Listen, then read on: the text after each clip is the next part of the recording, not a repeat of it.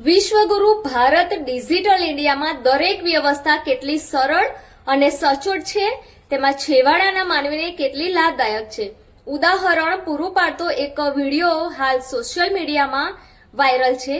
આ વિડીયો તમે જે જોઈ રહ્યા છો તેમાં એક વ્યક્તિ હાડ પિંજર લઈને ખંભે નાખીને બેંકમાં જઈ રહ્યો છે. આ ઓરિસ્સાનો વિડીયો છે અને આ એક આદિવાસી સમુદાયનો વ્યક્તિ છે. આ વ્યક્તિને બહેનનું મૃત્યુ થઈ ગયું, જેના ખાતામાં 19,300 જેટલી રકમ જમા હતી.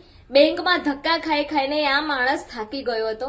બેંકવાળા હંમેશા એને કહે છે કે યા તો જે વ્યક્તિનું ખાતું છે તેને લઈને આવો, અથવા તો એ મૃત્યુ પામી છે એનું પ્રમાણપત્ર એટલે કે ડેથ સર્ટિફિકેટ લઈને આવો, અથવા તો તમે તેના બ્લડ રિલેશનમાં છો તો તેનું કાયદાકીય પ્રમાણપત્ર લઈને આવો.